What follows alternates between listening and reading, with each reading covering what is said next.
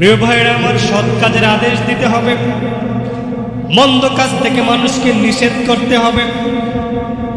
এখন আমাদের সমাজে এমনও মানুষ আছে যারা মনে করে সমাজ যেই দিকে যাক, মানুষ যেইভাবে যাক খুশি সেদিকে যাক, কিন্তু আমি আমার মতে করে থাকবো, তা হবে না। প্রিয় ভাইরা আমার, আল্লাহর হাবিব সাল্লাল্লাহু আলাইহি ওয়াসাল্লাম বলেন, যে ব্যক্তি কাউকে ভালো কাজের পরামর্শ দেয়, ভালো কাজের আদেশ দেয়, আর ওই লোকটা ভালো কাজ করার পরে যতটুকু সওয়াব পায়, ওই আদেশদাতা ব্যক্তির উপর ওই সমান সওয়াব আল্লাহ রাব্বুল আলামিন দিয়ে দেয়। পড়েন সুবহানাল্লাহ। এই জন্য আমরা যেখানে বসি না কেন, ফাওয়া লাভ না করে যদি অন্যায় দেখি তাহলে অন্যের প্রতিবাদ করব, মানুষদেরকে আল্লাহর পথে ডাকবো, রাসূলের পথে ডাকবো। আর যদি তা না করে যদি গজব আসে, আযাব আসে, তাহলে ওই আল্লাহর গজব আর আযাব আমাদেরকে ছাড় দেবে না।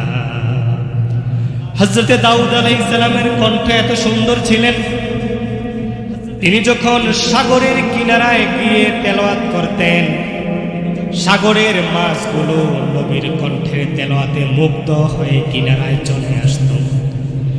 আবার তিনি যখন ডাঙ্গায় গিয়ে তেলাওয়াত করতেন, আকাশের পাখিগুলো মাটিতে চলে আসত, বনের প্রাণীগুলো লোকালয়ে চলে আসত, আর মাছগুলো যখন একেবারে কিনারায় চলে আসত, তখন ওই এলাকাবাসী মাছগুলো ধরে ধরে খেত। আল্লাহ রাব্বুল আলামিন আদেশ জারি করে দিলেন, শনিবারের দিনে আমার নবী দাউদ আলাইহিস সালাম তার জাবুর তেলাওয়াত করবেন, আর এই দিনে কেউ মাছ শিকার করতে পারবে না, মাছ ধরতে পারবে না। এই ঘোষণা আসার পরে পরে তিনটা দলে মানুষগুলো বিভক্ত হয়ে গেল। একদল মনে করল, আল্লাহ তো বলছে শনিবারে মাছ না ধরার জন্য, সুতরাং আমরা শনিবারে মাছ ধরব না, শনিবারে জাল দিয়ে বিভিন্নভাবে বেড়া দিয়ে মাছগুলোকে আটকায়া রাখবো, রবিবারে সোমবারে ধরবো। পরে নাউযুবিল্লাহ, কি বড় বান্দর দেখছেন! শনিবারে তো আল্লাহ নিষেধ করছে, রবিবারে তো নিষেধ করে না, এই জন্য বেড়া দিয়ে রাখবে, রবিবার আসলে রবিবারে ধরবে। আরেক দল মনে করল, আমরা আল্লাহর আইন মানব, আমরা ওই মাছগুলোকে ধরব না, কিন্তু যারা ধরে তাদেরকে বাধাও দেব না। তারা তাদের দলে থাকলো। 3 নম্বর আরেকটা দল হয়ে গেল। তারা মনে করল, আমরা নিজেরাও আল্লাহর আইন মানব, আমরা নিজেরাও মাছ ধরব না, আবার যারা ধরে তাদেরকেও বাধা দেব।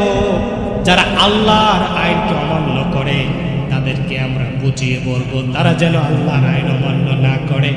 এই যে অন্যায় করতেছে, এই অন্যায়ের প্রতিবাদ আমরা করব।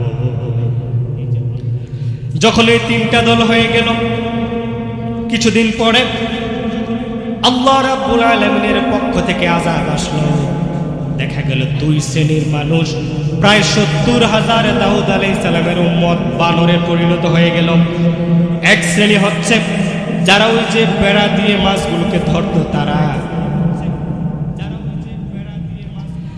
আর 2 শ্রেণীর মানুষ হচ্ছে যারা নিজেরা ধরে নাই কিন্তু তারা হকের দাওয়াত দেয় নাই, অন্যের প্রতিবাদ করে নাই। তারা 2 শ্রেণীর মানুষ, প্রায় 70,000 মানুষকে আল্লাহ রাব্বুল আলামিন বানর বানিয়ে দিলেন।